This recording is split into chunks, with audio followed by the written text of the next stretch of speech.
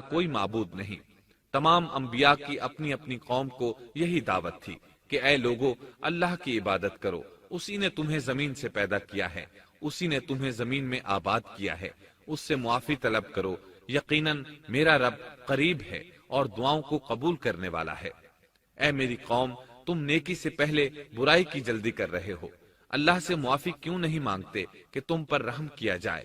اللہ سے ڈرو، میری اطاعت کرو، حد سے گزر جانے والے بے باک لوگوں کی اطاعت سے باز آؤ، وہ ملک میں فساد پھیلا رہے ہیں اور اصلاح نہیں کرتے۔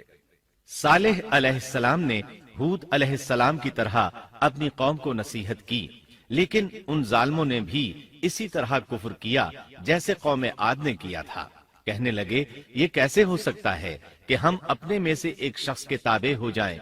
اس اکیلے کی اتنی زیادہ فضیلت کی آخر کیا وجہ ہے؟ ہم نہیں مان سکتے کہ ہم میں صرف اسی ایک پر اللہ کی باتیں نازل ہوتی ہیں۔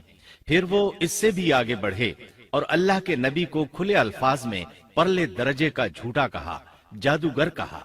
پھر یہ سرکش اور کافر لوگ صالح علیہ السلام کے ساتھ ایمان لانے والے کمزور غریب لوگوں کو مخاطب کر کے کہنے لگے، کیا تم صالح پر ایمان رکھتے ہو؟ ہم تو اس کے منکر ہیں۔ اس طرح صالح علیہ السلام دن رات انہیں دعوت دیتے رہے، یہاں تک کہ یہ لوگ صالح علیہ السلام سے کہنے لگے، تم نے اور تمہارے ساتھیوں نے ہمارے اندر نحوست پھیلا رکھی ہے اور اسی لیے ہم مشکلات اور مصائب کا شکار ہیں، لہٰذا تم ہم سے دور ہو جاؤ۔ صالح علیہ السلام نے انہیں جواب دیا، تم پر نحوست اللہ کی طرف سے ہے، تم فتنے میں پڑے ہوئے لوگ ہو۔ پھر اس کے بعد وہ لوگ صالح علیہ السلام سے مکمل طور پر دشمنی کرنے لگے اور انہوں نے آپ کو یہاں تک کہہ دیا کہ آپ ہماری مجلس میں نہ آیا کریں کیونکہ آپ منحوس ہیں۔ پھر بات یہاں تک پہنچی کہ صالح علیہ السلام نے انہیں اللہ کے عذاب سے ڈرایا، دھمکایا اور کہا، اے میری قوم کے لوگوں، ذرا بتلاؤ تو اگر میں اپنے رب کی طرف سے کسی مضبوط دلیل پر ہوا اور اس نے مجھے اپنے پاس سے رحمت عطا کی ہو، پھر میں نے اس کی نافرمانی کی، تو کون ہے جو اس کے مقابلے میں میری مدد کرے؟ تم تو میرا نقصان ہی بڑھا رہے ہو۔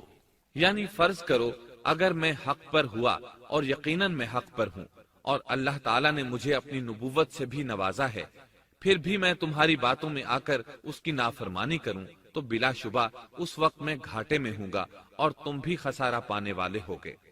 اس پر وہ ظالم لوگ مقابلے پر اتر آئے، کہنے لگے اگر تو سچا ہے تو کوئی معجزہ لے آ، لیکن وہ معجزہ ہماری مرضی کے مطابق ہو، اس صورت میں ہم ضرور ایمان لے آئیں گے۔ آپ ایسا کریں کہ بستی کے کنارے پتھریلی چٹان میں سے دودھ دینے والی 10 ماہ کی حاملہ اونٹنی نکالیں، اس کا رنگ سرخ ہو۔ صالح علیہ السلام سے یہ مطالبہ کر کے وہ سردار لوگ ایک طرف بیٹھ گئے اور مذاق اڑائے۔